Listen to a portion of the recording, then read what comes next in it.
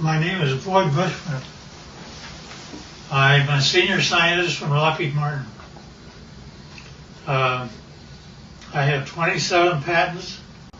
Approximately 13 years ago, I ran across a person who had been given a job by Dr. Teller. Dr. Teller was Oppenheimer's right-hand man, and even after Oppenheimer was thrown out of Area 51, Dr. Teller stayed there and was in charge of several programs.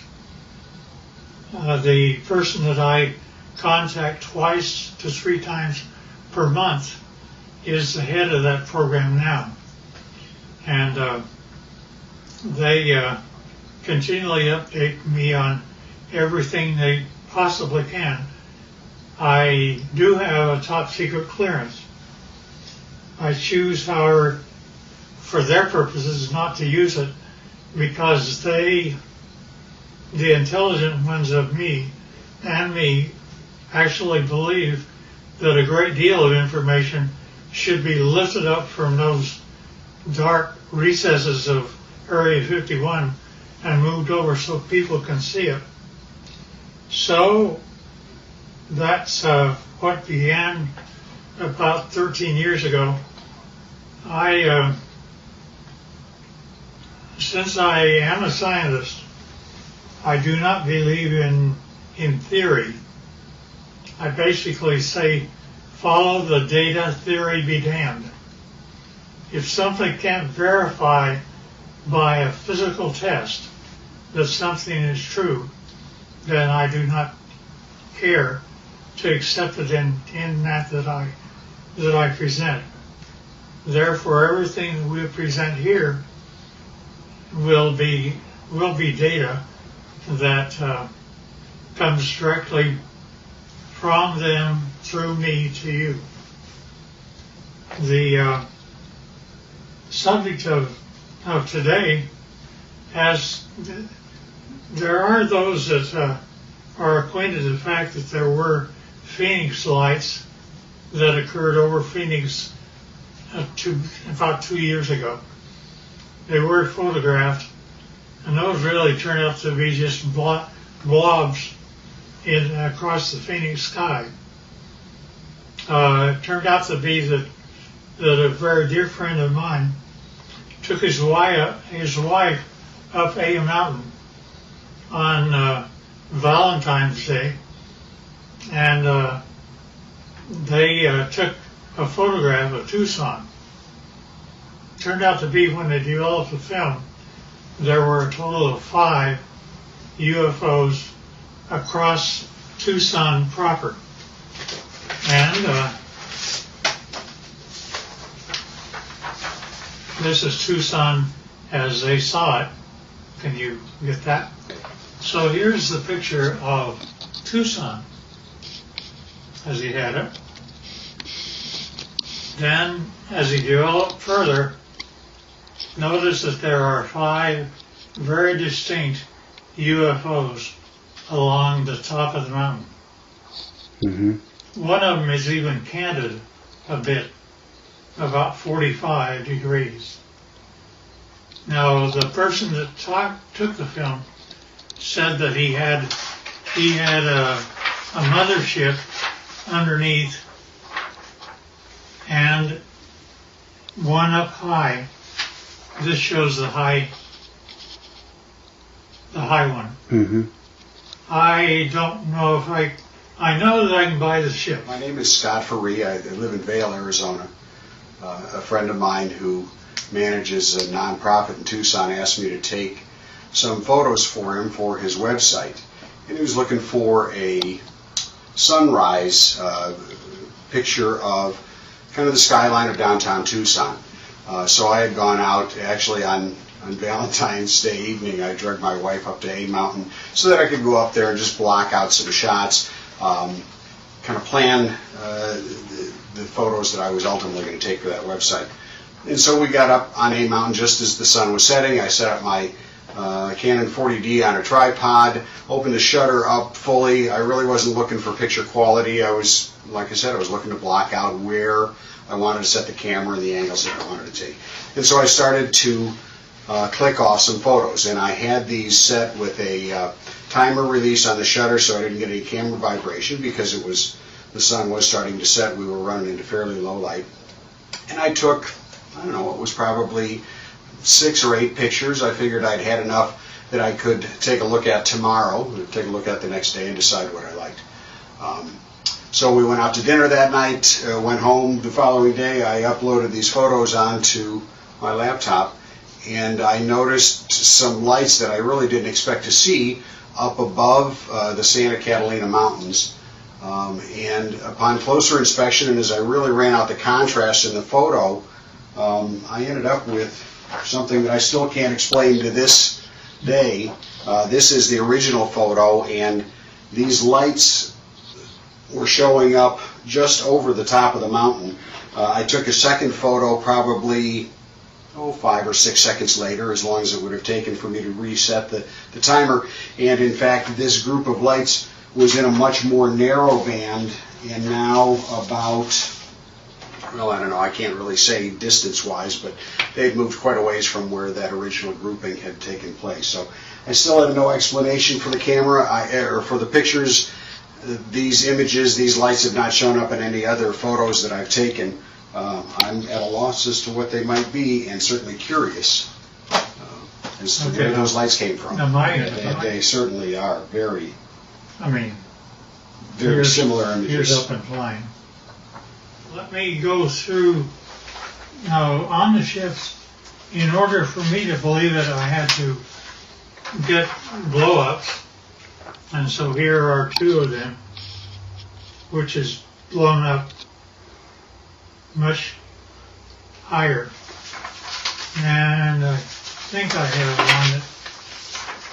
one that, yeah, you can see the 45-degree candidate UFO. Now see, the only reason that I bought everything that he said is because my people have been feeding me for 13 years pictures, not only pictures of just plain pictures, but I gave them assignments, being a senior scientist, and they got a picture of up close and personal. This is a UFO which is ready to take off, and it is very up close. And they inform me that there are 3 elements which the UFO is contained. One is telluride, the other is germanium, the other is palladium. I did not say a metal once. And not only that, but the things pick up and fly using anti-gravity. Now, that's one picture. Here's another picture. In this case, the UFO is not turned on, ready to fly. Therefore, it only shows on the upper part of it. And generally, it's white on the underside when power is applied. Here's also another of the same order. Now these UFOs are 38 feet in diameter, and it was rather surprising to me, since I actually physically gave them my camera. They took this picture as a UFO was departing. Within one flick of my camera, they got 3 UFOs. That's real. And yeah, we don't know why either. Now also, when UFOs come in, they like we have a heads-up display for our pilots. They do too.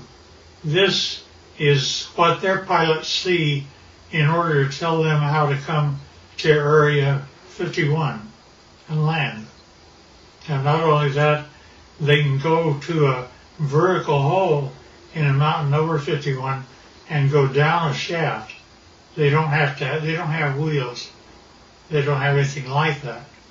They take off by going up straight, and then not only that, but they travel extremely rapidly. Their home planet is Quintumnia, which is 68 light years from us. They, to my surprise, when I asked them how fast they take to get from that, it should be 68,000 years to make it according to Einstein. But they're able to make it to us in 45 years. So I gave them an assignment to photograph the planets from space as they were coming back. And they did that.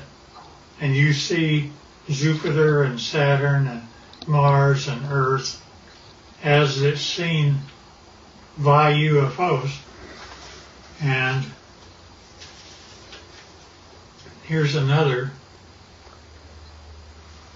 Now, we aren't going through motherships or anything like that.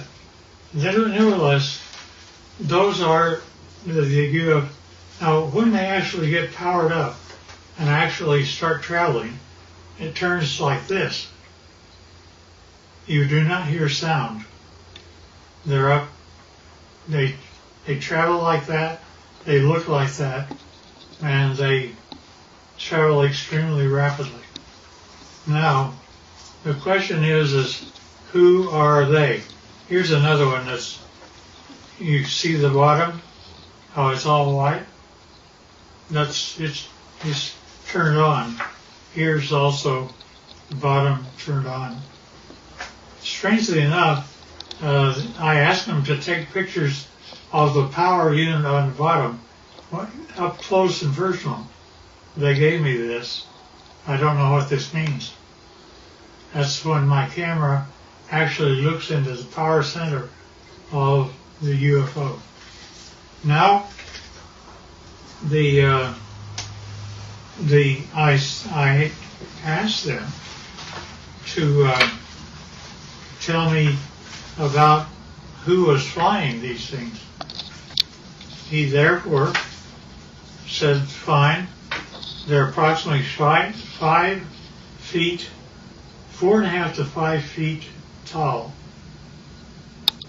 They had one or two of them around it that were 230 years old, and we have a total of at least 18 that exist and operate with our facility as Teller set it up.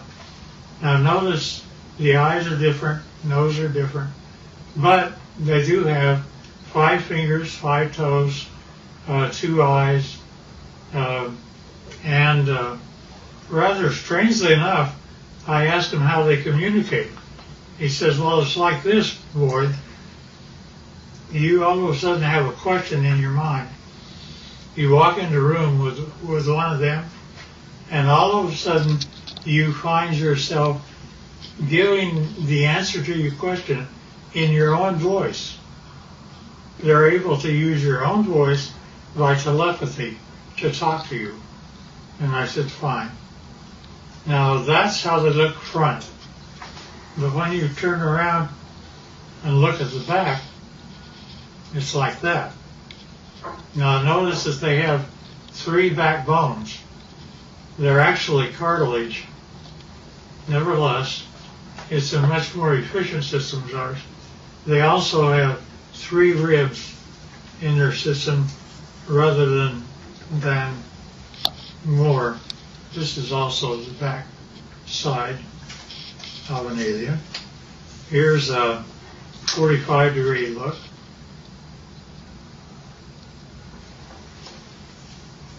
And here's the back of the head. Notice the veins, and no hair. And now when we talk about aliens, I pushed the issue, and he said, well, there's kind of 2 groups of aliens. he divided them, they divide them into two groups. One group he calls, it's like you have a ranch. And you have a ranch and you find that one group are your wranglers that know how to wrangle your cattle. There are others are rustlers, ones that steal your cattle. And indeed, that the two groups do act differently. To the ones that are wranglers are much more friendly and have a better relationship with us. Here's the other side of the alien too.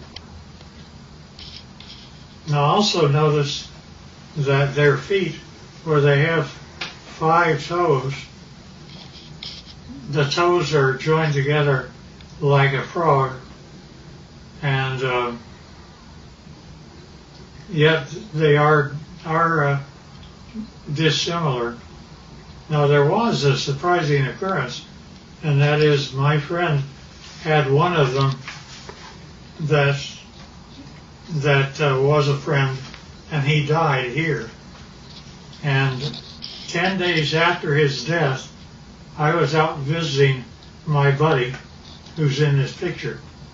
And if you look very close, you can see that his friend is in spirit form right over his left shoulder. You can also see that the fingers are long, that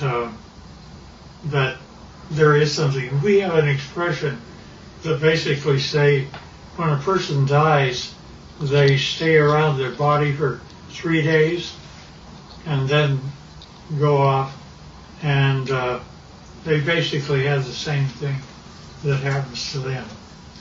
Now, with respect to the alien craft, we have American citizens which are suited up like this, and they are working on UFOs 24 hours a day, and we're trying to learn what to do. These are 2 guys, 2 American citizens, and they're trying to protect themselves against germs and things like that. And here's another view of them. And here's another one. There's an upper part of a UFO and a lower part of a UFO.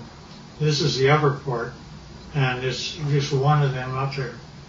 They have, generally we give them suspenders so that if they start floating, they don't have gravity on the inside. Somebody can grab them and pull them over to the side.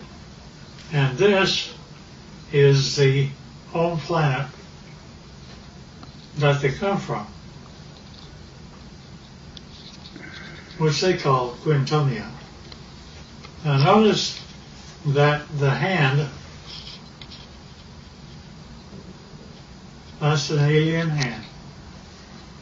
Notice that that the fingers are longer than ours by quite a bit, about 30% longer, and that's just the way they're put together. Now, at any rate,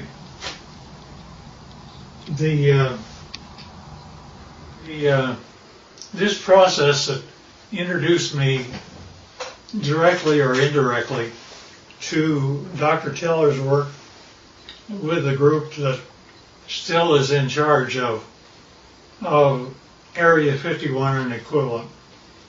Turned out to be a doctor, very, very fine gentleman. And I was carrying on a conversation with him. He saw how the subject was going. So he simply said, well, you need to know what I did one day. And I said, okay. He said, I was in the process of doctoring a pilot who was a test pilot, a Navy test pilot for the United States government. And it was 1947. said he began, I don't know if it's a drug I had him on or what was occurring, but he basically told me that the radar group, had found a blip out over New Mexico, and that they would like to assign me to go out and check it out. So he said, fine, I'll do that. And he got the fastest airplane that existed then, which was propeller at the time. And it was fully armed and all the rest of those things. Nevertheless, he was out flying, and he found the item, and he immediately communicated back, and he said, I wish authority, first of all, I want you to tell me, are there any other airplanes flying? Are there commercial or anything else around other than he and I?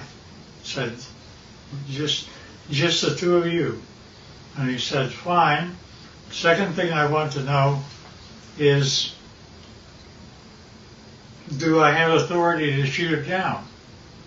I said, why do you want authority to shoot it down? He says, because I am flying the fastest thing that the United States can make, and he's beginning to leave me.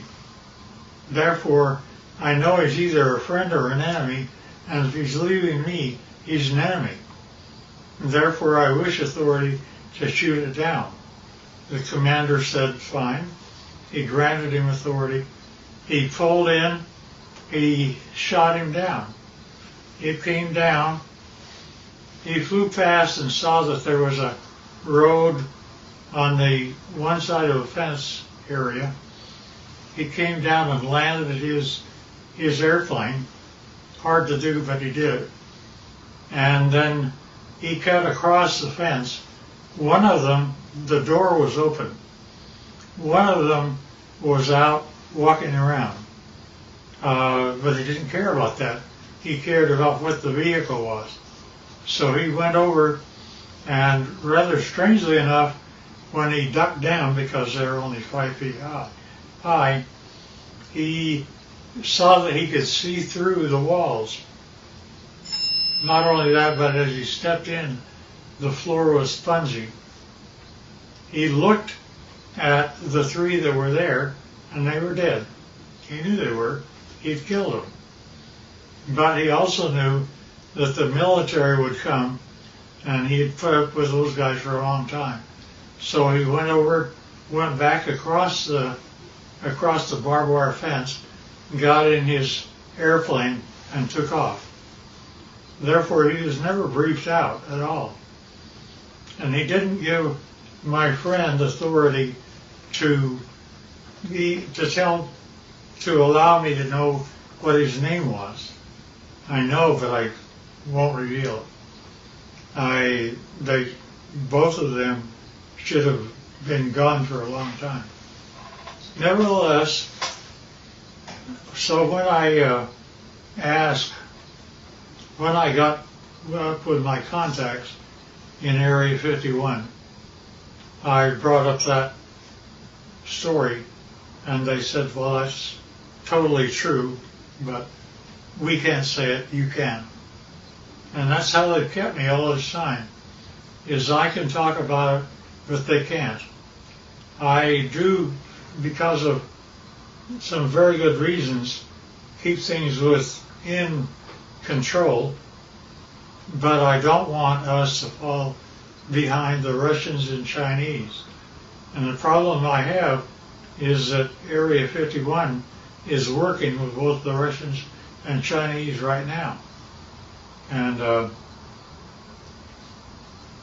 trying to make UFOs, they have, there's been a total of 39 United States citizens that have lost their lives trying to reverse engineer UFOs. And Well, the last one I heard of was a year and a half ago, where we lost 19 lives in one test. They actually wanted to bring various flying craft near the UFO, and the UFO defended itself, and 19 of our people died. Now, they kept giving me things rather than, they would give me pieces of UFOs, and I would come to my laboratories. I had the laboratories of Lockheed and every place else, so I would do that, but I would get pieces of UFOs. For example, I have 3 little pieces of UFOs down underneath the thing that looks like a quartz crystal. Notice that that is my hand, and it is giving weight. It says that it weighs 100 grams. Now, without those 3 items, when I take the UFO material away, notice that the 3 UFO items are gone. But also notice that the weight of the crystal is now 650 grams. The implication here is that if I were to take the pieces of UFO and put them underneath an average man's scale, he would weigh 45 pounds. Basically, they're working in anti-gravity, and therefore our effort is anti-gravity. Now, not only that, but we take these same pieces of items, and I go to a standard voltmeter, and notice that in my voltmeter I am getting a total voltage of 249 volts out of one piece of UFO.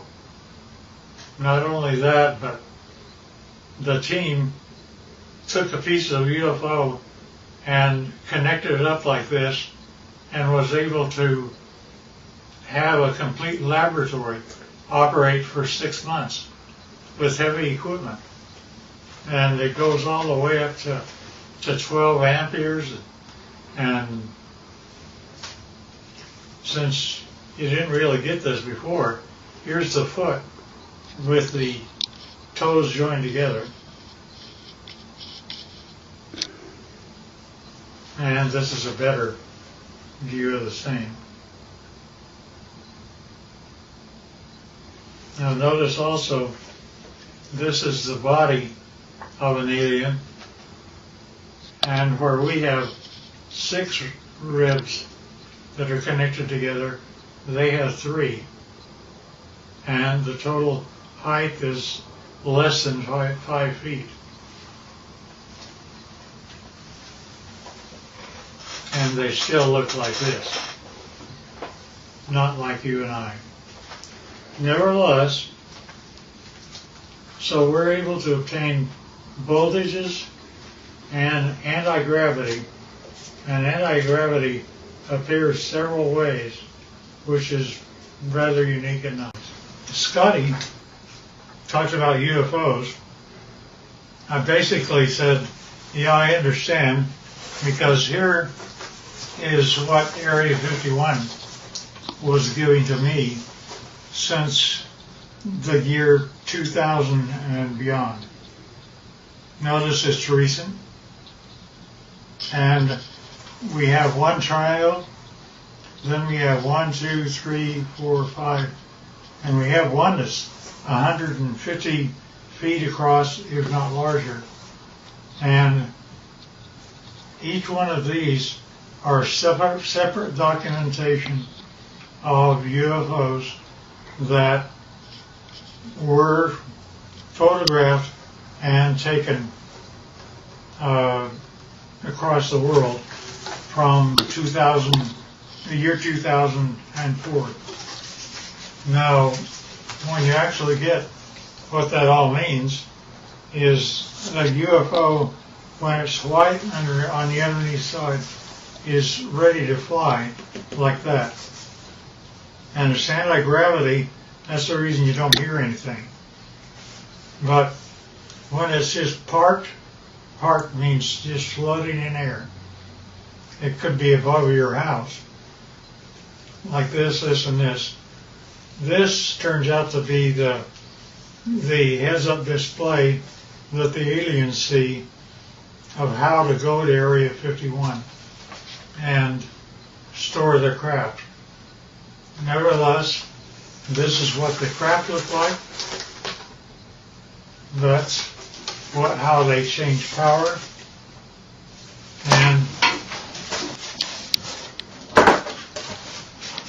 And notice that here's an egg-like thing, but it's standing on end only because it has no gravity itself. And that is a piece of UFO germanium. And this little dot is a piece of neodymium magnet, which is above the germanium, and it's floating all by itself. And that again is a UFO. And we don't know why, but the crystal appears to be colored rose, and we can't figure out why yet. There's a whole batch of analysis that we're having to do. Alien, side view, front view, top view, line.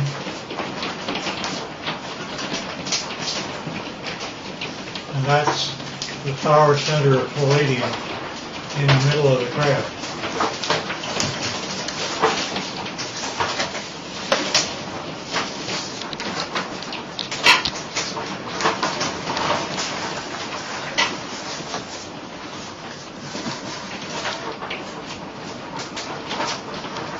In case I missed anything.